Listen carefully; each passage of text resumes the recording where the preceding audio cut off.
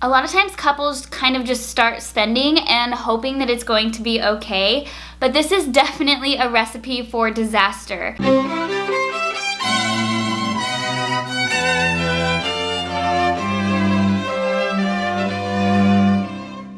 Hello, and welcome to my channel. I'm Kyle James, and today we are talking about the wedding budget. By the end of this video, you will know exactly how much you can spend on your wedding and how to break out that total budget into the different categories. A lot of couples tend to ignore their budget because maybe they're worried about how much they're going to spend, or they don't think they have enough to spend, so they're just kind of ignoring it and hoping it works out. That makes it so much more stressful than just sitting down and figuring out how much you actually have to spend. So let's dive right in. First, let's talk about how to get to your total budget. The first question to ask yourself when talking about your wedding budget is, how much do we want to spend?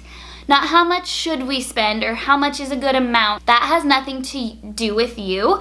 You need to figure out actually how much you feel comfortable spending on your wedding day. The average wedding in the United States costs $25,000 to $35,000. That is a lot of money to spend on one day.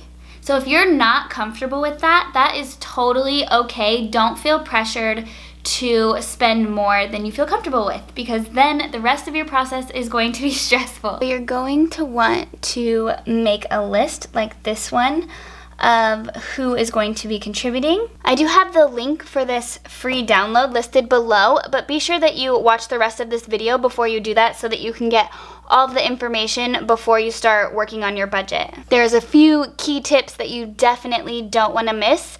So I would just watch through once and then print off the download and then maybe watch through again when you're actually going through and breaking down your budget. So the first number that you need to figure out is how much you and your fiance are going to put in. For this example, let's say you're going to do $12,000. There is a huge catch on having your family contribute to your wedding budget. So be sure that you listen to this. Whoever contributes to your wedding budget is going to feel like they have a say in your wedding day. If they're paying for most of your wedding day, they might want to have a say in what it looks like. They might want to have a say in the guest list. Usually they want to say in the guest list. And they might want just to be very hands-on in the planning process. So before you accept any contributions to your wedding budget, be sure that you lay out the expectations that come along with accepting any money. So sit down with your family members, whoever you think will want to contribute. Maybe tell them how much you're contributing, how much your goal budget is, and then ask them how much they would feel comfortable contributing and what their expectations would be around their involvement in the planning process if they do contribute. In this example, we'll say the bride's parents are going to contribute $10,000, the groom's parents $5,000, and let's say you have some grandparents who want to do $3,000. So once you've written out all of the people who are contributing and how much, then we can add those together. In this example, our total wedding budget will be $30,000. If that total number is a little bit lower than you are wanting, then it's obviously going to fall on you and your fiance to contribute more money to your budget. I highly suggest to not get into a ton of debt for your wedding day. The divorce rate in this country is extremely high, and the top reason for divorce is finances. So I think that starting your marriage out in a bunch of debt that you don't feel totally comfortable with is not a great start to the rest of your life. So there's definitely other ways you can earn money. One option for saving up a little bit extra is maybe to push your wedding day out so that you have a little bit longer to save up. It's totally up to you to decide if it's more important to you to get married sooner and spend less, or maybe push your date out and so that you can spend more. So once you have your total wedding budget, then you need to break it down and allocate specific amounts to each category. What I suggest doing is going through with your budget and writing out the dollar amount for each category, and then going back through and adjusting based on things that are more important to you. So if you need a little math refresher to figure it out, we're gonna do our budget, which in this example is $30,000, and we're going to take that times 0.05 to get 5%. So it's going to be $1,500.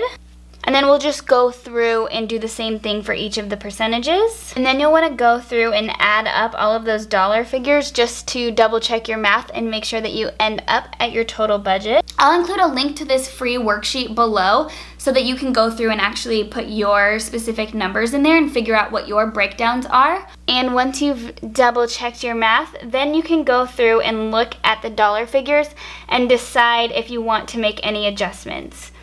So let's say you know that you're going to spend way more than like $2,500 on your dress. You are going to do a cheaper DJ, so we can take $1,000 out of there. So we'll mark that out, take $1,000 out, and move $1,000 up to bride attire. The only category that I suggest that you leave alone is the miscellaneous category.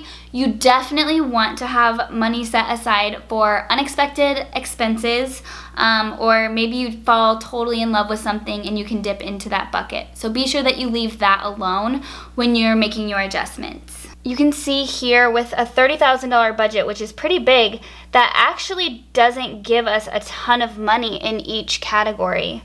I feel like a lot of girls with a $30,000 budget go and book like a $10,000 venue and then completely blow that budget, and that's how it kind of ends up snowballing and you end up spending $60,000 when you've meant to spend $30,000. On the worksheet I gave you, this actually has 2 pages.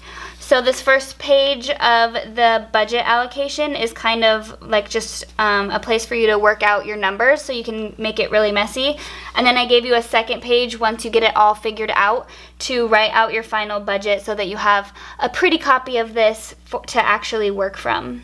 You'll also notice that in the worksheet download I give you, there are a bunch of pages at the end with each category broken down into specific expenses. Right now, you don't need to go through and break down your budget into every little specific thing. That can be totally overwhelming, but it is important that you break it down into each category now so that you can kind of figure out how much you have to spend.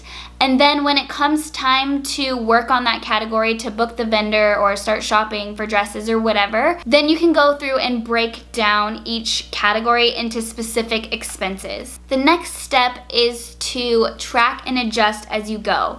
So writing your budget out this one time and then completely ignoring it for the rest of your process is not going to help you. You need to look back at this budget every single time you're going to meet with a vendor or go shopping or whatever. Be sure that you are checking back on this budget, seeing how much you've spent and seeing how much you have left to spend. And then this running total column here on the side is where you'll write down what you actually spent, and then you can do the math and figure out how much budget you have remaining or how much extra you used that you need to pull from somewhere else. A secret little tip that I have for you on staying in your budget for each vendor is when you are going to meet with the vendor, tell them that your budget is 10% less than it actually is. For example, when you're dress shopping, if you tell them your budget is $2,000, then they're probably going to start pulling $2,000 dresses for you and not take into account the alterations and all that stuff. If you give them a little bit lower of a number, that gives you some wiggle room and you'll probably end up at your actual budget. This goes for any of your vendors. There ends up being so many little extra fees, service fees and tips and stuff like that that get added in after the fact, and it ends up blowing your budget out of the water if you don't account for these up front. If you stay on top of your budget throughout your wedding planning process, that's just one less thing to stress about, which is exactly what you need, as little stress as possible. So I highly, highly suggest really paying attention to your budget. And then once you have your wedding budget figured out, now is an excellent time to sit down and start figuring out your life budget with your fiance. I think it's super important to start talking about finances and what you want your household finances to look like together before the wedding. I am going to do a video with my husband actually on how we combined our finances and our suggestions for doing that. I think we have a really great system and we're super excited to share that with you guys. So be sure that you're subscribed so you don't miss that. And that's all I have for you today. If this video was helpful, please give it a big thumbs up. Also be sure that you grab that free budget worksheet download. It will help you so much. And then make sure that you are subscribed so that you don't miss my upcoming videos. We'll see you next time. Happy planning!